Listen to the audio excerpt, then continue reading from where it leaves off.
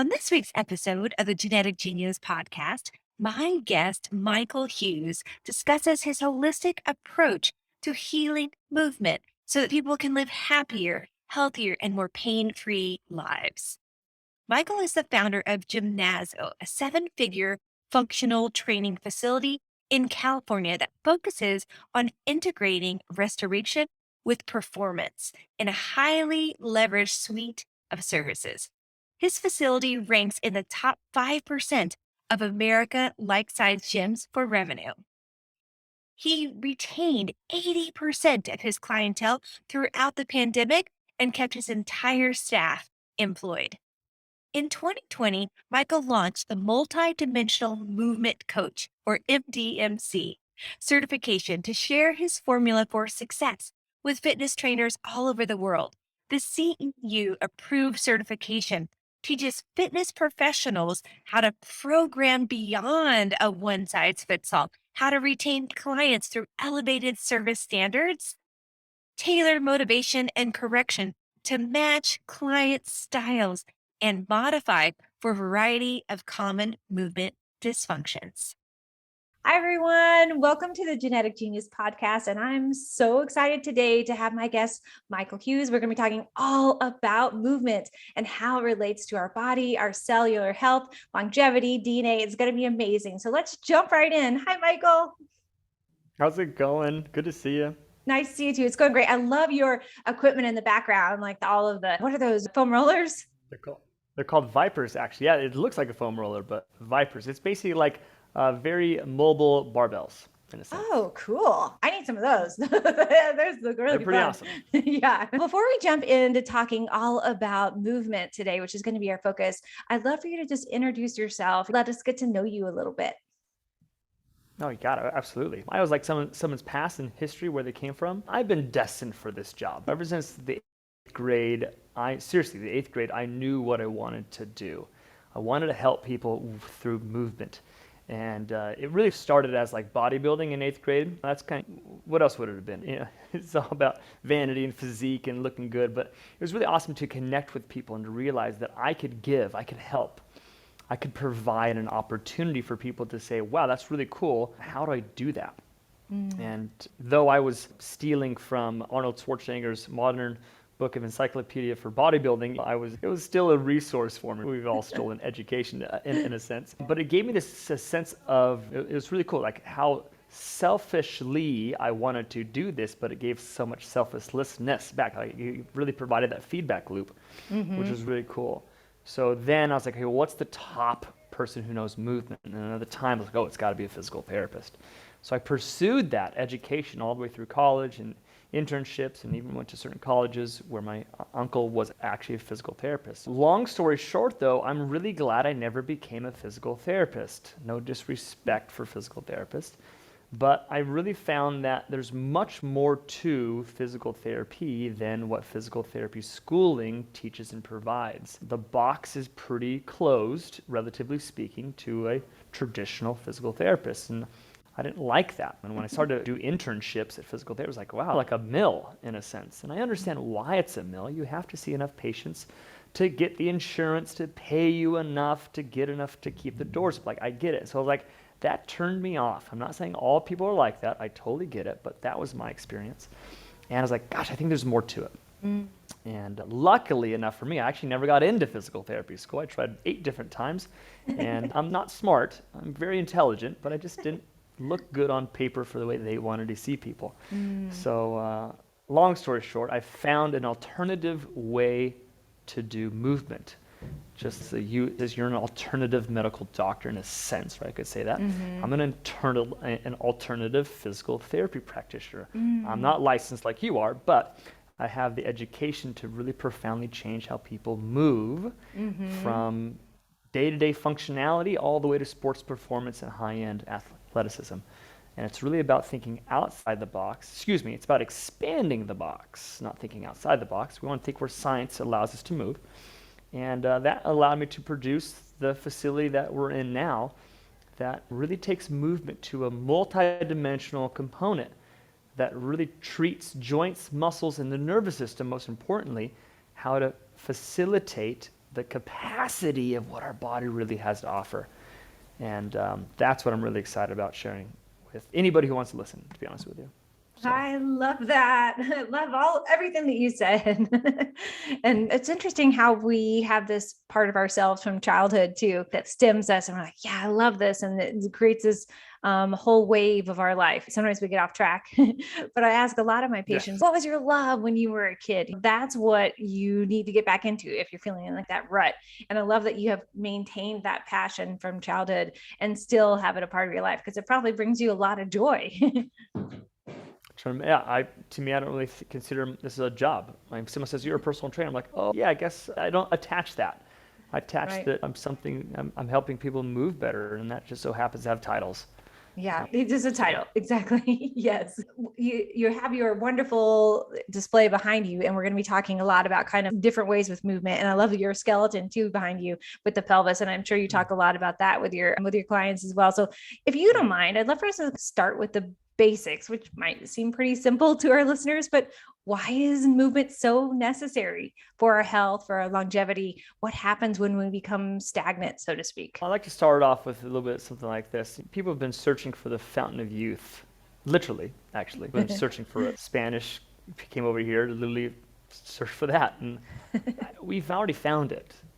We've already found it. It's really movement with nutrition and mental health, right? It's those things. But it's those things in parity, right? Not in isolation. So movement is essentially life. We have a vibrational frequency to our body. We're standing on a vibrate, or I'm sitting on a vibrate. It's called the earth. We're so used to it though, but it has a hertz level. And we know enough about if the hertz gets so low, decay starts to happen, disease starts to happen.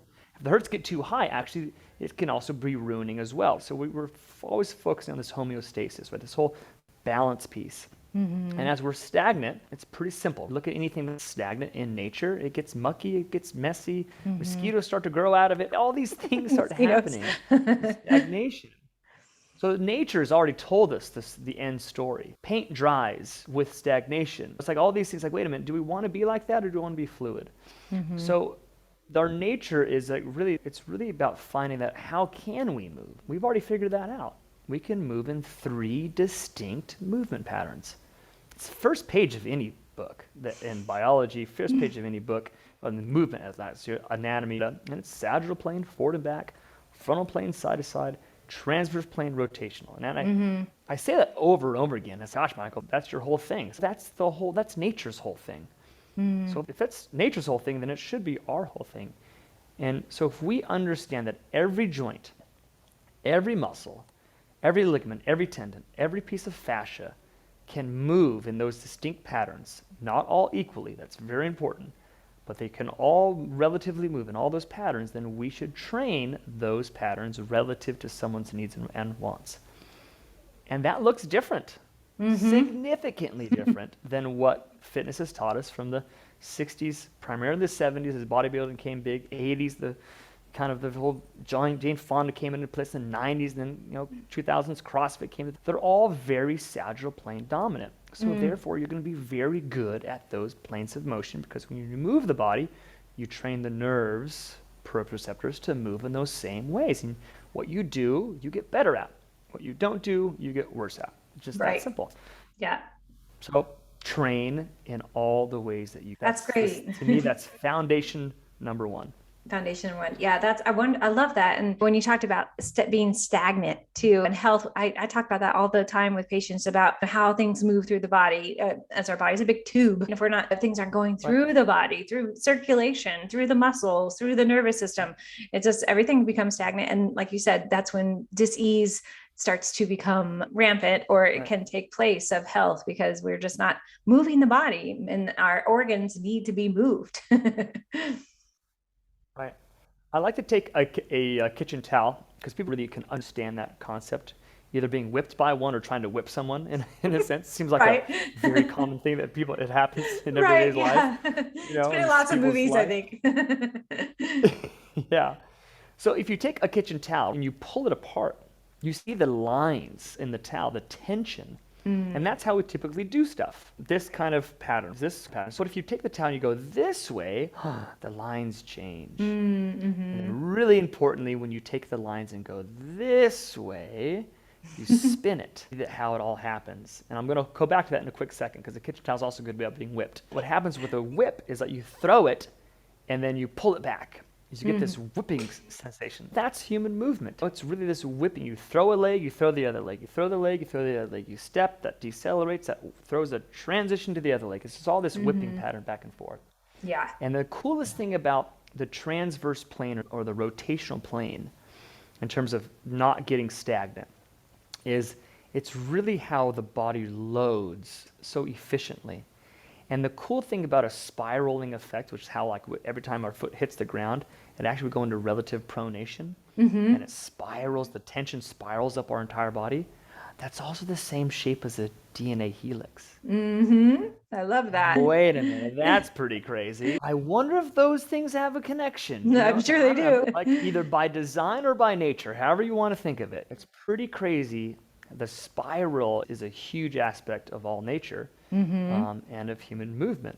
From our deepest level of DNA all the way to how we swing a baseball bat, how we do athleticism in the purest, most like exciting sense. So anyways, I thought I'd throw that out there. No, that's great. I love that you talked about that spiral aspect too. I think about that movement a lot with, when you have a spiral, it's a continuation of movement. There's not like, doesn't stop. Yeah. There's no end, just like a circle. And our DNA, of course, has that, and our body has it, and through circulation and everything moving. And I can't remember the artist's name at the moment, but there's this wonderful artist who does all this work with nature. And there's a lot of spirals, like with leaves and logs and things. And I love that, just how nature also has its own spirals, whether it's a shell or a flower. And that's, like you said, it's everywhere around us is that spiral connectivity. Love it. When we're in a place of pain, let's shift and talk about pain. So we've talked a little bit like laying that ground rules or the foundations for what movement is. And when we're in a place of pain, especially chronic pain, where does our body create the barrier, so to speak, like mentally and physically for healthy movement? Do you think that it comes from that singular acute pain pattern, or is it more from that chronic, like spiral of pain where we're sending that nervous system message continually? That's a great question. I really appreciate that, actually. We look at what's related to stagnation. If you think about that helical process, right? Well, whenever there's a bump in the road, a break in the link, a bridge that's fallen out, well, there's a block. And that block is, the blocks could be several. It could be a physics, right? There's the motion, the transfer of energy, of load, right, where the case is, elasticity of stretching, where the case is, it stops and it doesn't go beyond.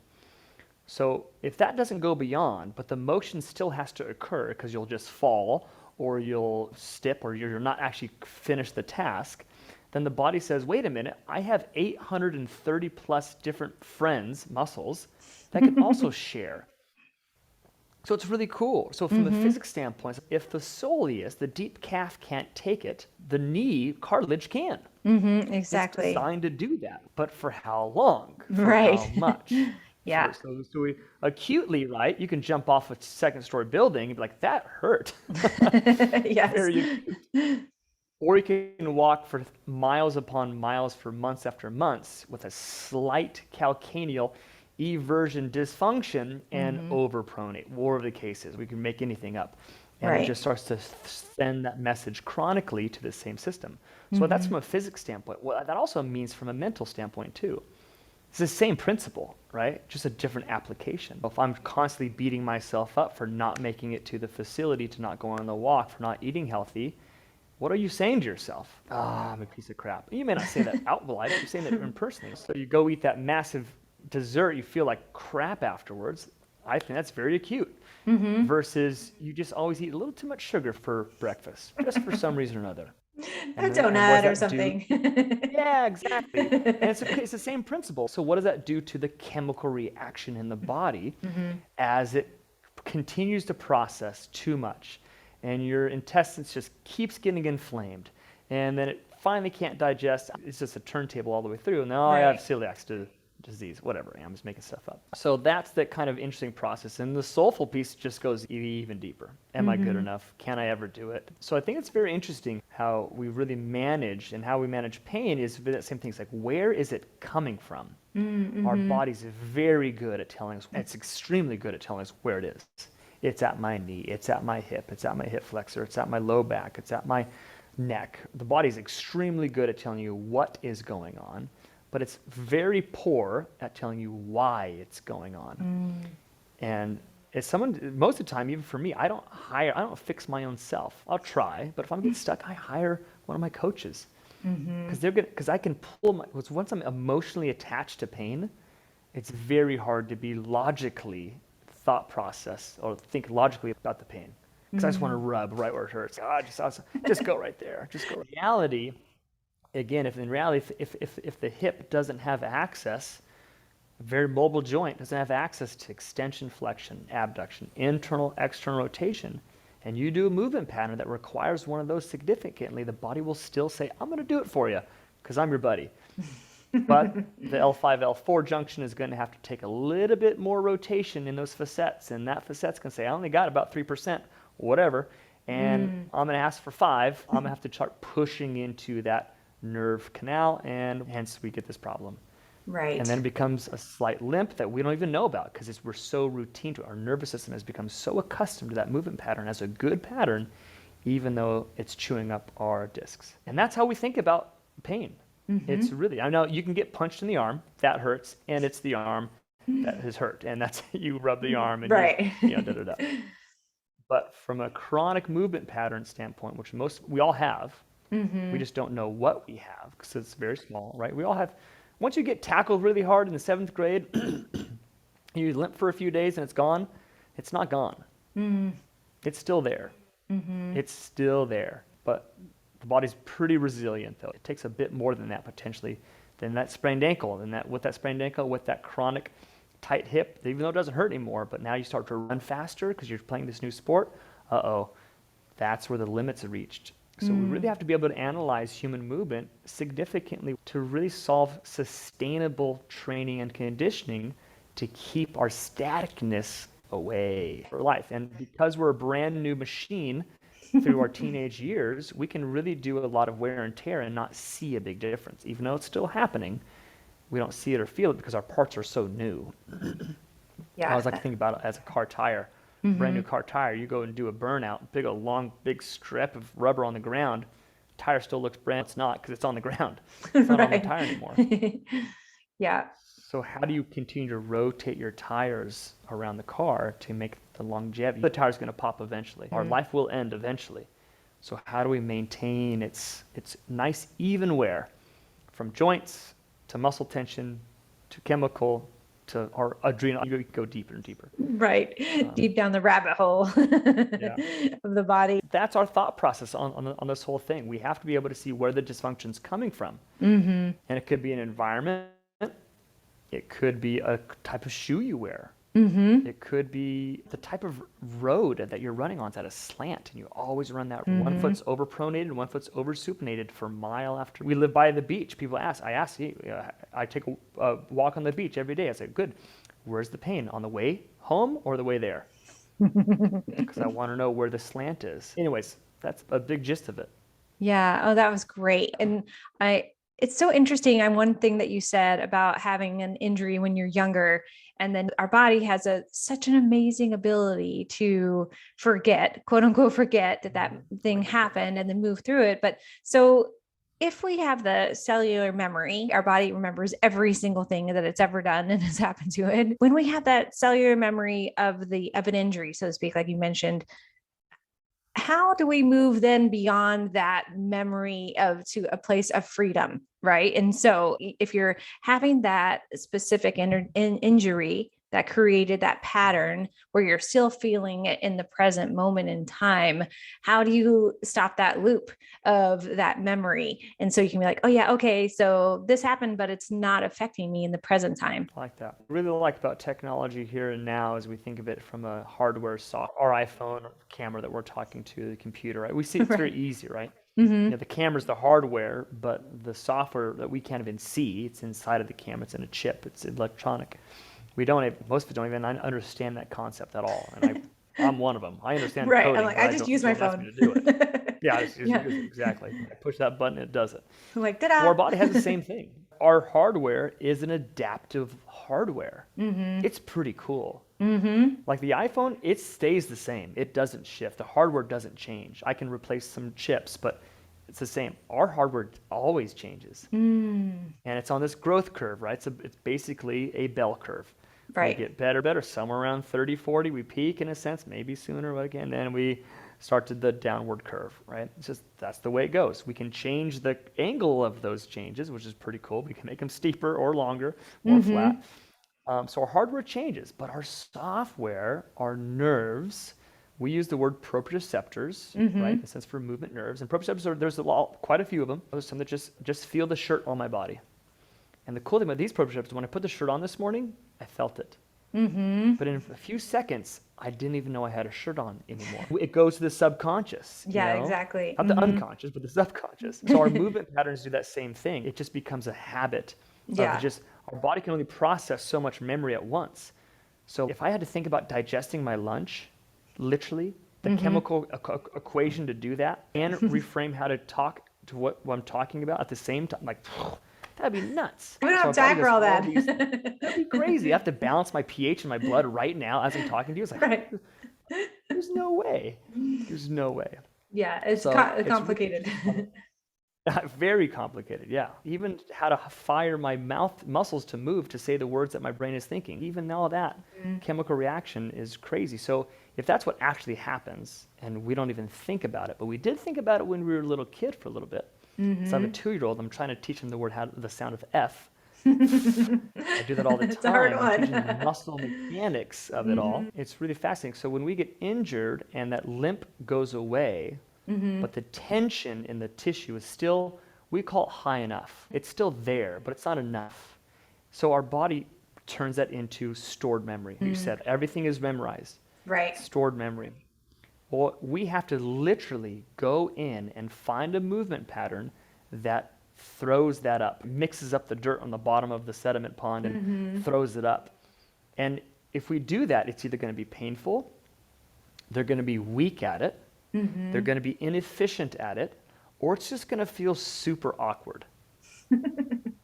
All those are thumbs up. You're like, yes. Not saying we should train in the pain, not saying we should train in the dysfunction, but we found something that the body is those kind of one of 4 things of. And we really look forward to things that feel awkward. The mechanics are good, but it feels awkward. Oh, interesting. Your body's not efficient at this pattern. It doesn't know it very well. And then the adult mind can continue to learn by repetition. Exactly. So we just continue to repeat it, and we throw a different variable to it. Instead of being on turf, let's put you in sand. Okay, instead of on sand, let's put you on a rock or slant. Okay, instead of a dumbbell in your right hand, put a dumbbell in your left hand. Instead of you always spinning to the left, let's right spin to the left. But we still want the same mechanics to happen through that knee, whatever the case is.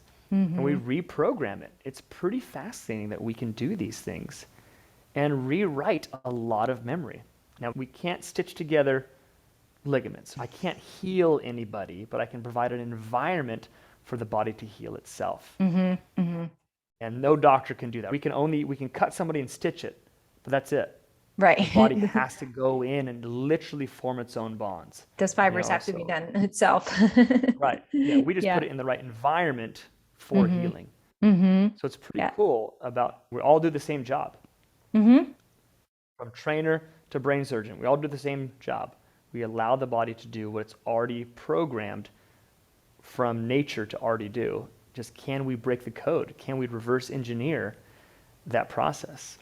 And it's pretty fun, to be honest with you. It's pretty fun.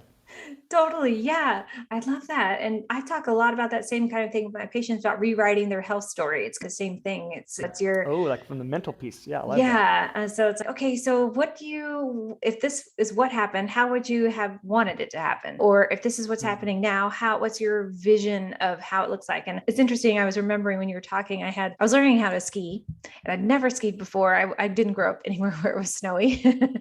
And I had this boyfriend at the time and he's, hey, I want to take you skiing. I'm like, okay, but he was an advanced skier. So he said, well, why don't you practice visually in your mind? Just do like meditations and practice the visualization of skiing for like the next month. I was like, okay, why not? And so I was able to ski like the first day, like I was out on the slopes, which I'm pretty athletic and coordinated, but I was like, wow, this is like amazing. So we can easily recreate a memory or rewrite a memory, a Or make story, one up or even. make one up. Yeah. And yeah, Yeah. just by like that. And I Uh-huh. always think about that with my patients because you can rewrite or make a new story for what's going on in your body, just like an injury. You can tell your body, like, this movement is a natural. And I think that's what you're talking about, is that we have these natural movements and we get out of sync. And sometimes we don't even realize it because our bodies are so smart. Yeah. Yeah. And they're so good at doing it the wrong way because our body can do those things, right? Right. It just adapts. It just adapts. And is that adaptation a good adaptation or a bad adaptation in the long Right. term? Yes. Or Depends what it efficient is, or right? non-efficient? Yeah, Yeah. exactly. Yeah. And there will be the message. We were talking about the message earlier. The message will only go along if it's bad or detrimental only for a certain amount of time. And then it's either going to send a whole new different message to wake up. This is Mayday. Yeah. This is not Right. working. Or it's going to turn off that old message and say, okay, I've had it with you. Mhm. Well, it's so funny because, like, when we think about, I have a headache. Well, why do I have a headache? There can be a long list of possibilities, and one of them is you're just dehydrated. Right. Number one, That's drink water. Yeah, you're just gonna be dehydrated. We can get headache because we have a chemical imbalance. It's called hungover. It's like that's dehydration too, but it's Yeah, it's a different form, but yes. yeah. Yeah. So Yeah, that's so true. it's really fascinating about how our body has many different ways of telling the same story, and we try to specialize in ways to interpret the body's communication. And so I do it from a movement standpoint. Great. You do it from a chemical, gosh, you do it from a lot of ways, to be honest with you, even from a mental piece. And we all, like, what I like, but we have our own specialty, but we all attach to the mental piece and the soulful piece.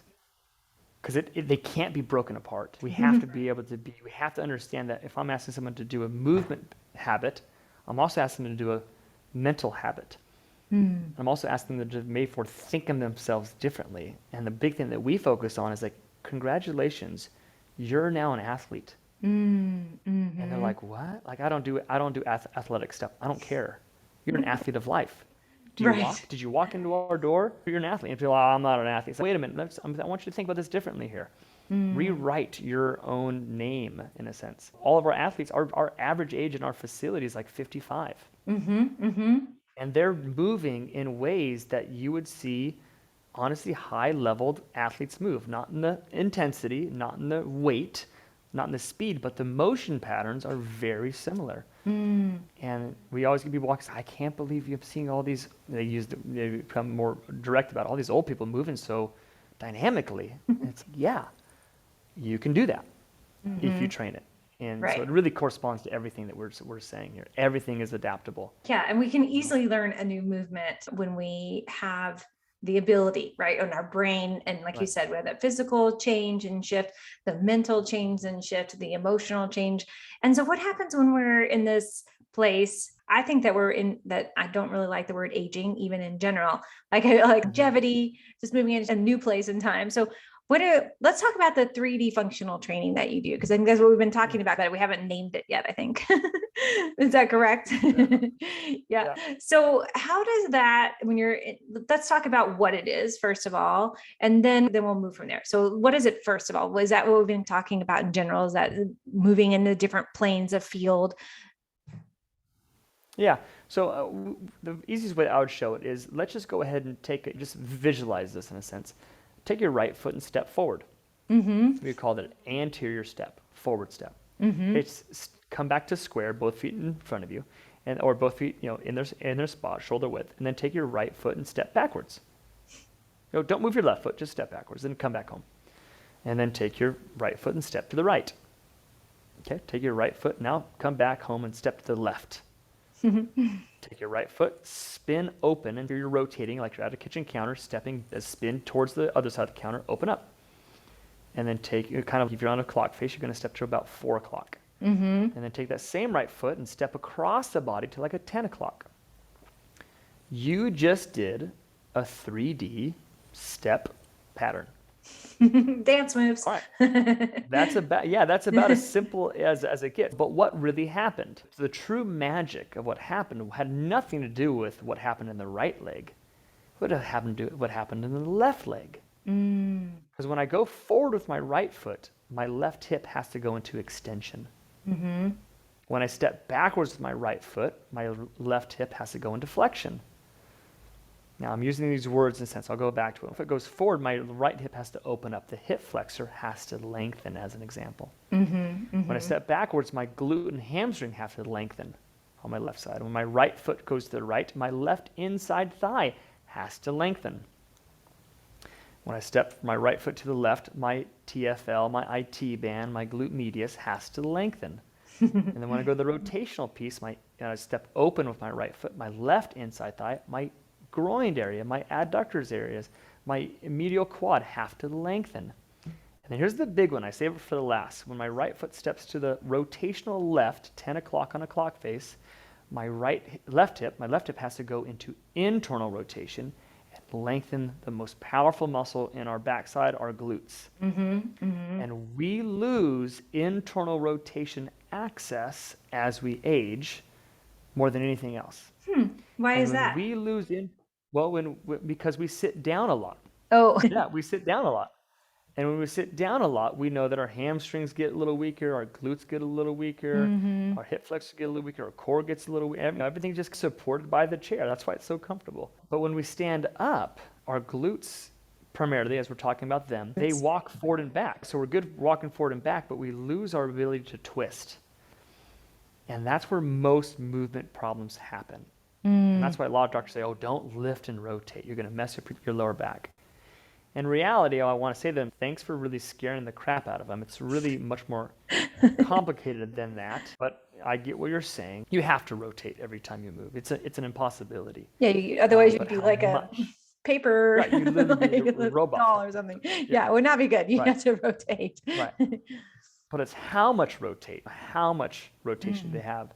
So because our glute, if you look at the fibers of how those fibers attach, let's just call from the hip, real simple, from the sacrum into the hip, into the outside of the femur, they go at a diagonal, very strong diagonal, very strong left and right.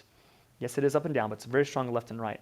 So if those are the way those fibers move, then if I turn that femur in, I'm significantly lengthening, eccentrically lengthening those muscle fibers. Well, if they don't have it in them, they're too gunky, too tight, too limited, then what's going to move next? There's only two possibilities, the lower back or the knee.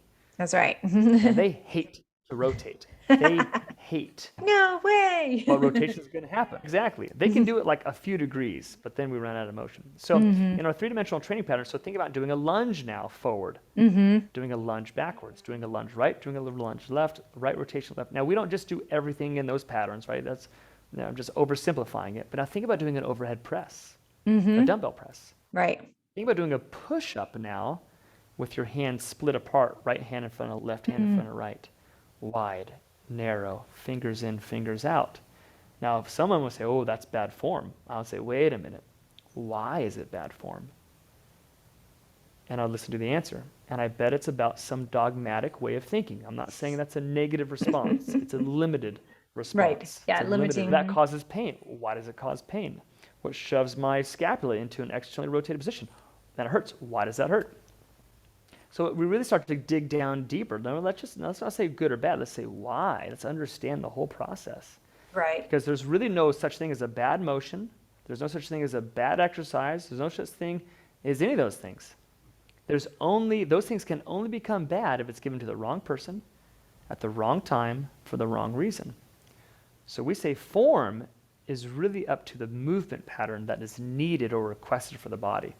There's some pretty crazy athletes out there who do some pretty crazy things to save that ball from going outside of the lines or the outside bounds. They have to be able to access some pretty crazy movement patterns that we say would be really bad form.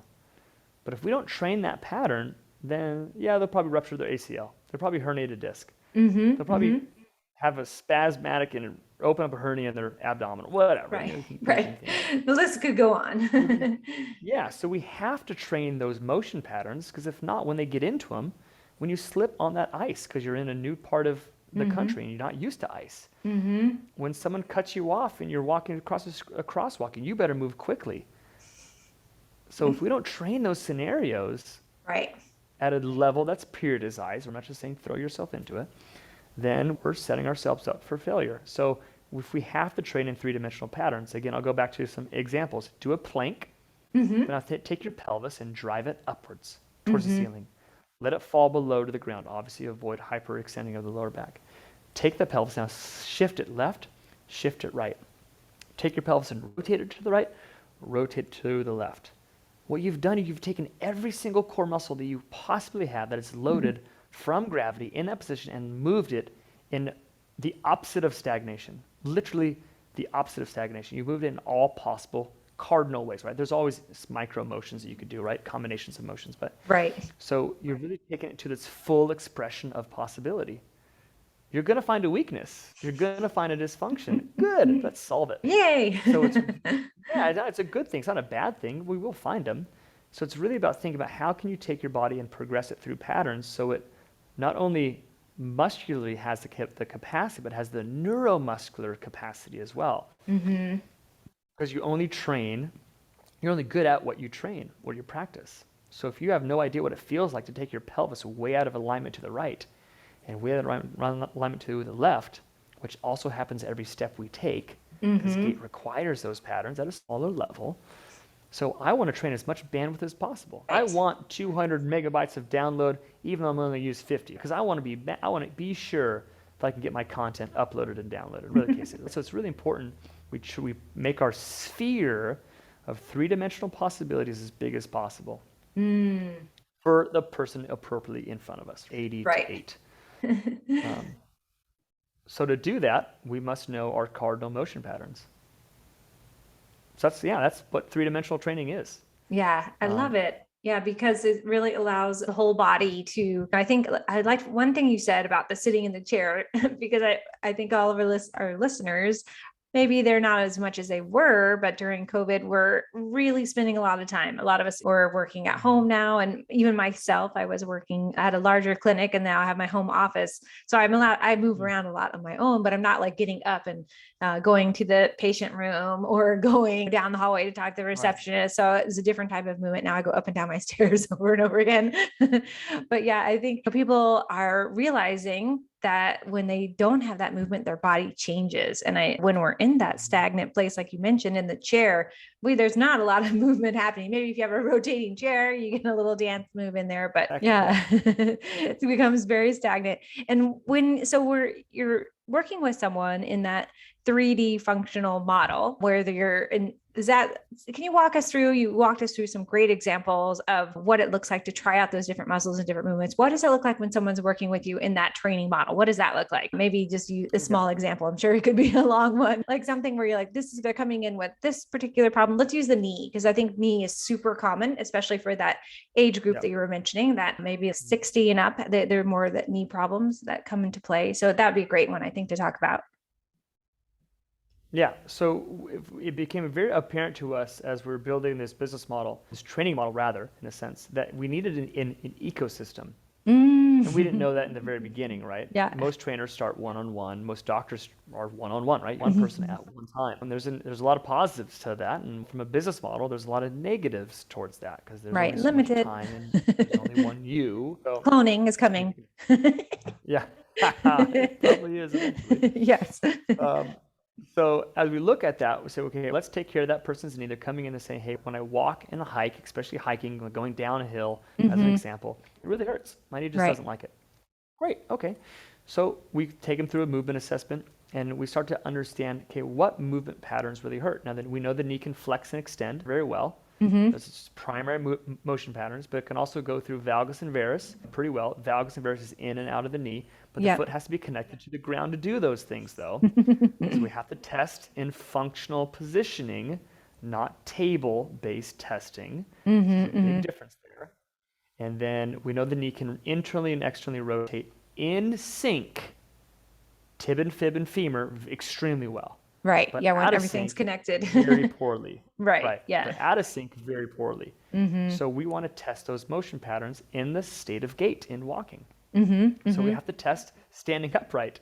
And if it hurts to stand up, then we put sticks, cages, but they have to. But we don't do a lot of table testing. I think it's a poor, not bad, but a poor way to test movement. Because you're not moving, you're laying down. Right, you're not moving. Yeah, you're passive. The nerves are turned off in a sense.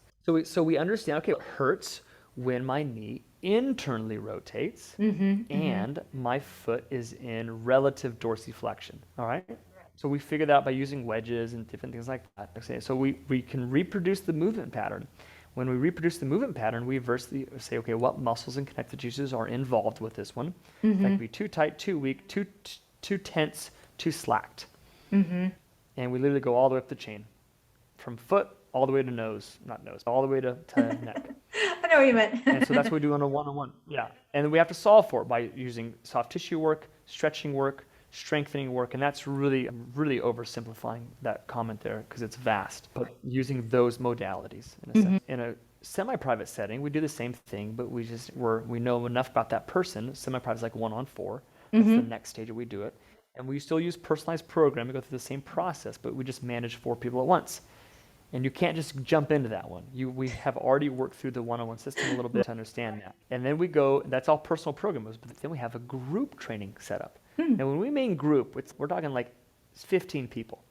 Not like We're not 100 talking people. about 30. We're not talking about we're not talking like boot camp stuff. We're not talking about the gym. We're all doing the step classes, 30 of you in there. And the coach, we call ourselves coaches because we don't play the game with the athletes. Coaches don't play with our athletes. There's no sport that happens. So we don't spin, we're not on the spin bike. We're not on doing the step with them. That's an instructor. Right. Nothing good or bad about those two, just there's differences. Difference. We're going to coach them. And so we have different programs for different demographics. So now, if let's say you're brand new to fitness, relatively speaking, haven't done it in a long time, you're in an older demographic, which is called a baby boomer or Gen X in a sense like that, and you're new to fitness and you haven't done it for a long time, you're going to be in our level 1 program. And so we program for that demographic. So if you're any bit above that, congratulations, you can be in that program too. Right, So there's exactly. not going to be plyometrics. Right? We're not going to do planks from the ground. We're not going to involve an Olympic bar. These things are just overly done. It's like, I'm not going to give my kid a supersized hamburger. It can't even fit in his stomach. That's ridiculous. Nobody should be That's what eating we're doing those. I know, right? Well, that's how I kind of feel about some Olympic patterns we do. Yeah, right? nobody should be eating that. That's too much meat, I think. Isn't that 2 pounds or something? Like, that's way too much. Right. Or like, I'm not going to give them an oversized Honeycrisp apple. I'm going to give them a little baby. But that's what we're doing in fitness. We're saying, here's the plethora. Here's the salad bar. Go for it. Consume. Right. And we're ruining people. We really, I'm sorry, fitness industry, throwing you under the bus here, but we're doing it. Yeah. So we have to give them appropriate meals, appropriate menus for their appropriate body types and physiological types and mental types. Oh, that adds a lot of confusion. Yeah, it does. Yeah, it does. And that we up-level our skill set here. I'm talking to myself too. Like, I was taught the same way. I had to change how I did things. And our educational system is not teaching us things. So not to diverge too far away from your question. So in the group setting, and if someone comes in with knee pain, we're not going to fix their knee pain in that session. It's not what it's designed for. Right. You know, we can't focus on one when there's 14 others that are doing a thing. So we use what the word is popularized by the Gray Institute, by the tweakology. So we say if the knee hurts on this box, we know that we have 3 different planes of motion to change, to mess with. We know that we can change how our arm reaches, and that changes the biomechanical pattern and the tension level in muscles. We know that we can do those things without changing the exercise. We still want to step up. So as an example, toe in on that step up. Toe out on that step up. I guarantee, I highly feel that one of those are going to be relatively pain-free or less pain. Because you're changing what muscles are going under tension. Therefore, you change the tension in the joint, and therefore it relieves or not relieves that on the meniscus, whatever's going on. But we can also step sideways. But we can change the angulation. So if we change the angulation, then we change the stress levels because now the knee is not going as forward and back anymore. Now it's going more side to side. It's still in line with the toe. It's still in good positioning, still good form, quote unquote, changing the angulation, the stress on it. And so even with those thought processes at that level in group training, people say, gosh, thanks, my knee doesn't hurt anymore. Did we fix anything? No, we did not.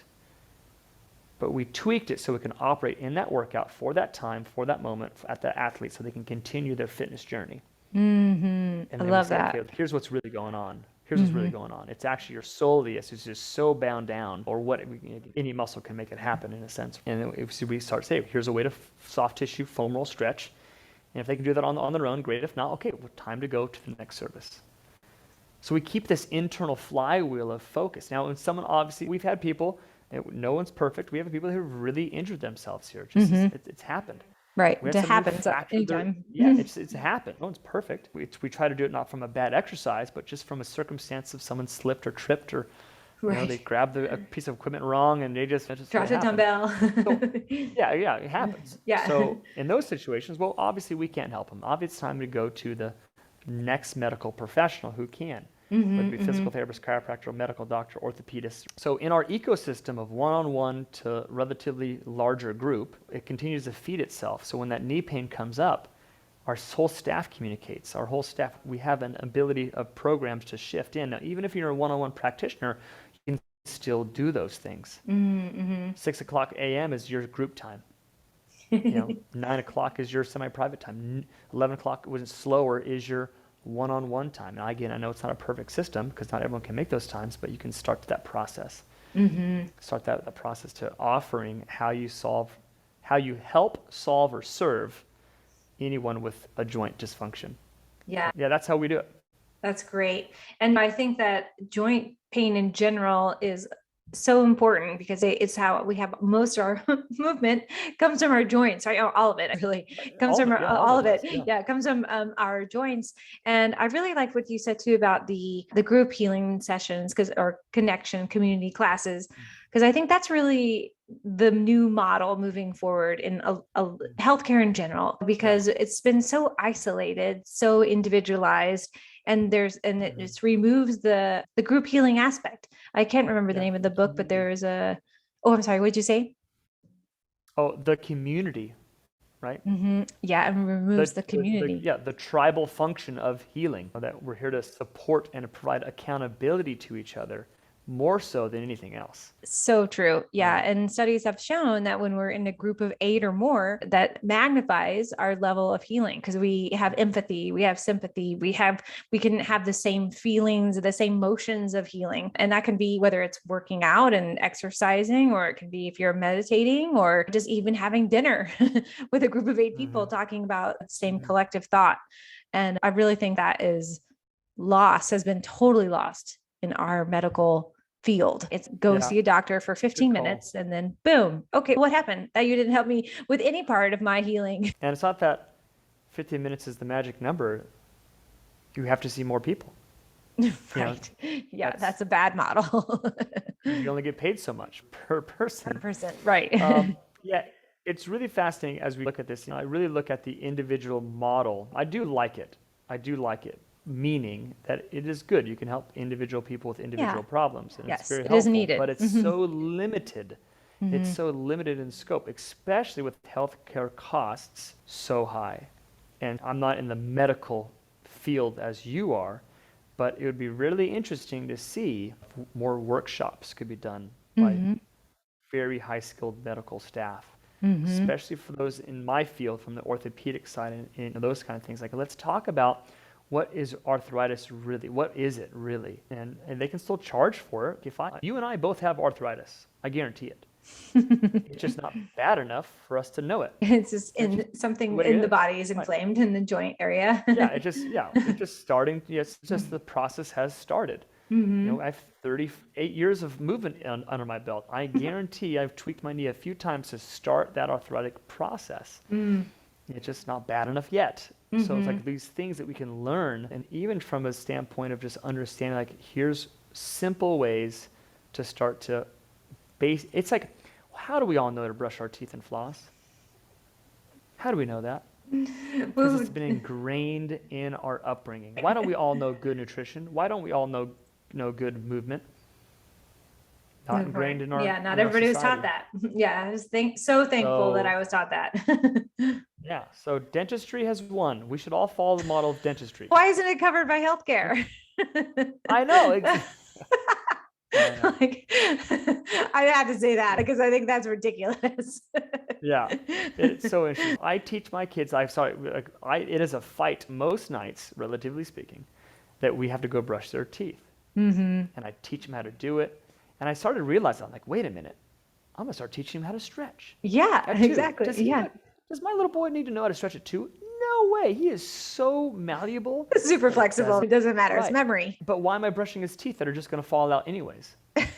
Hopefully not soon. Yes, Well, it I will. know, This but is eventually they're baby going to teeth. fall out. You get new ones. So who cares Right. if it gets a cavity? I know I'm making fun I of know. it. You're But, making a point. so yeah, we're making a point. Let's teach habits now because when he's in high school, sitting in a desk job, that's what high school is. It's a desk job. An And then awful he goes and desk plays job. sports. Then he gets a little injury or ding. Then he at least it's starting now. Starting as a that's really where I believe this thing comes from and how we really change. But we have to have the adults that already know what's going on to train our next generation to do the next thing. Yeah, I think it's age Anyways. 1 through 8 is the prime time for learning a lot of those things that get instilled with us for like deep habits. So it's a great time to learn to stretch. That's when I started doing yoga with my mom when I was 5, and eating. I learned. Look at Look at me now. Look at that Nobody progress. believes I'm in my 50s. Not that the 50s is great. I love being 51, and I embrace it. I'm super healthy and I exercise, and I feel like I'm 21. Like, but I take really good care of myself. I have the genes, but I had the habits. For me, it's like common sense to stretch, exercise, eat, pick something off the shelf that's really healthy for me, or to drink water, or to meditate. And I totally agree with you. We have to have those early habits. And now wellness needs to shift into a model of prevention, not treating disease, not treating the symptoms, but treating the root cause of the issue. Yeah. And what I'm really trying to share with especially trainers out there is that we really have sick care pretty well figured out. But nobody's getting well, though. Maybe. Here's my the next side of the coin. Like, we have great surgical modalities. We have amazing technology, amazing imagery. Yeah. We can keep people alive in extended circumstances. Yeah, this is true. Yeah. Maybe they don't want to be, but yes. Healthcare. Yeah. But we do not have healthcare figured out. No, not at all. And we've shrouded sick care to be called healthcare. Mm-hmm. And we need to start fessing up and say, wait a minute, no, let's call it like it is. Mm-hmm. Hospitals are sick care, nothing wrong with that. Let's just call it that, so people start to identify what is true health and what is still preventative health versus reactive health. Yeah, and exactly. Me, I am the base of the totem pole. You would be the upper echelon of the totem pole of the healthcare system. Healthcare system, yes, the wellness care system. Yes, exactly. Yes, yeah. So therefore, we need to have an ecosystem where we all communicate and treat people who are not even remotely sick or diseased or diseased or overweight or malnourished or and so huge opportunity in that space. Yeah, it's huge. Right. I mean, we're trying. Right? We're working on it. We're opening the doors for that wellness space. Yeah. And I think it's all about retraining. We've talked a lot about today about retraining the body, creating a new memory, creating a new pattern. And I think that's all about your cellular health and how you feel, your vitality. If you're in a state of illness, you got to create a new pattern. You got to look at your life and see, like, what's not working. Maybe it's you're sitting in your chair too long. Like, I've been all day. I'm going to exercise as soon as we're done. You have to be able to recognize. And I think that people with the sick care model that you talked about, it's like that volume has been turned so low into people's vision about what health looks like. And so we're like, yeah, this is what it means to be healthy. You can be healthy and have a healthy body till you're 80, till you're 90, till you're 100 if you want to, but you just have to take the habits. You have to want it. Yeah. And it's been interesting to see those people. I can hear some of the people listening now saying, well, what about disease? What about something I just couldn't control? And that person has a valid point. But Mm-hmm. I've heard too many stories, and I'm not saying to disregard all disease, but heard too many stories with people with MS Mm-hmm. just saying, you know what, I don't believe I have it. They really had a mental and therefore chemical reactive process. It's interesting. There's people who fight certain diseases mentally. And I'm not saying that's the path, that's the way to fix all people by any means, but it's amazing how powerful the chemical and the, I guess chemical is the best way to put it, the chemical mind is. Right. Yeah. And that's what you say about retraining people and how Mm-hmm. they think, not what they think. How they And think. I Yes. think that's really powerful to understand that this thing called quantum physics actually exists in the human body. It really does. It It totally really, really does. does. Yeah, there's Yeah. energy, and I'm not trying to get woo-woo on people, but there's It's energy, there's okay. You can get vibrations, woo-woo. there's frequencies. Well, it is. People just think, oh, that's crazy. It's really It's there. true. It's scientifically You know? proven. Like it's not just Yeah. like it's not Right. false. It's actually been studied. Right. So if we can do that through Wi-Fi, Bluetooth, internet, wireless internet, why can't we do it through conscious thought? Right. We can, Yeah. exactly. Yeah. And just Yeah. people don't, it's not widely accepted, so therefore there's no, oh, it's not government, and there's no show me the empirical data. It's like, whatever the case is. Long story short is people are going to start open their eyes and sense, wait a minute, let's try. Let's see what we can do. Try Let's something not new. just throw chemo at it. Let's try something, exactly. Or let's try our chemo and let's Right. go juicing. Conjunctive and care let's go therapy. positive meditation. Right. And yeah, let's go get a coffee enema, whatever. Right. All those let's go for together. it. Let's all do it together, Yeah.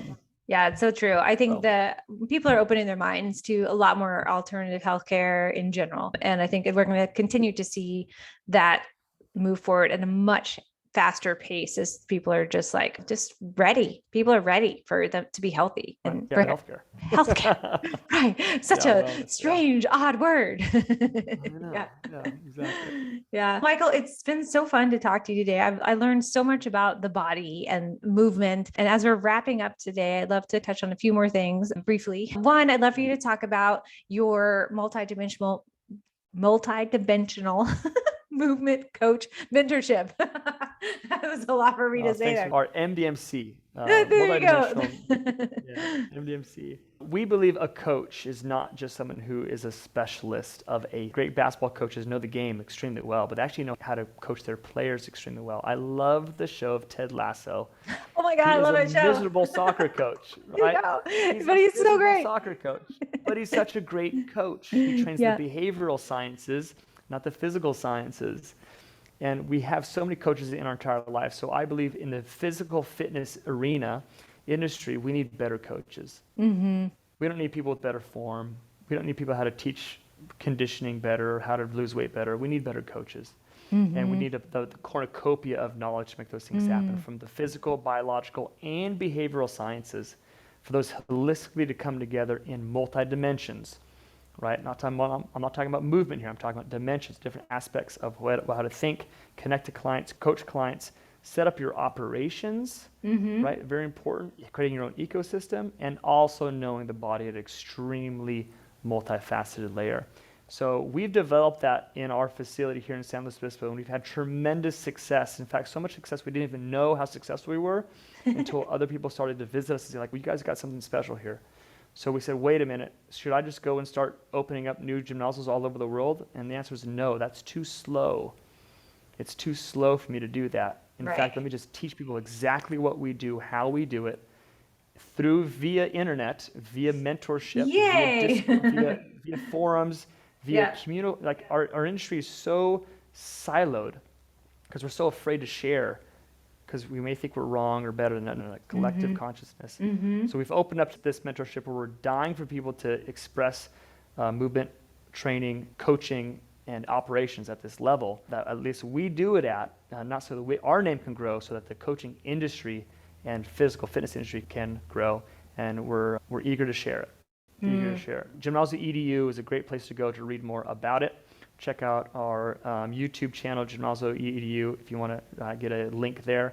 But in any case, we have to open source. That's what we're doing. We're sharing what has worked extremely well for us. Yeah, that's great. I'll put all that in the show notes too, so people can find it. And then what about, I think you're also can do a virtual 3D assessment as well. Can you tell a little bit about that? Yeah, so we will also think there's a silver lining with COVID. Now we all accept virtual meetings as good enough, and here I we are. know. Yeah, I So, love that about COVID. I'm like, look, we can do this. This is yeah, great. right.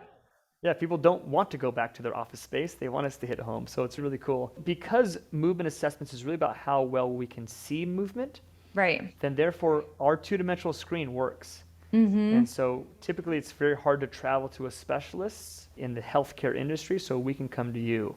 So it's really important if you have something ailing you, aching you, bothering you, preventing you from the movement that you want, let's have someone look at it. And we would love to offer that, our services, especially with movement pain, right? So we specialize in movement pain. Obviously not anything else than that. If something hurts when you move, we would like to do a movement assessment on you to find the root cause of what's going on. That's great. And they can find that on your website as well. And I have the link At that I'll put gymnazo.com. gymnazo.com. That's great. Okay. I think, and there was also, you also said that there was a free virtual code that people could use for a free virtual session or free virtual group class. Is that correct? Yep, free virtual group class. So we also do our training virtually. The same training we're doing in our facilities, we do it virtually as well. And it's awesome to have clients from Japan and clients from the East Coast. We're on the West Coast. Yay. It's great to have clients in Europe. And so the greatest thing is we need an accountability partner and good, sustainable programming. That's what we offer virtually. And all you need is the size of your area of your home rug. That's about it. Get the cough tape out of the way and you're set. And you're set. Easy peasy. So yes, Great. so also gymnazo.com and mention this podcast and we get you that free virtual. That sounds great. I love it. Thank you so much, Michael. And then one last question as we're going to finish up today. So if you had, and I probably know how you're going to answer this one, but we'll see. If you had an unlimited budget right now, what would you do to make the biggest impact on the planet? Oh, that's an amazing question.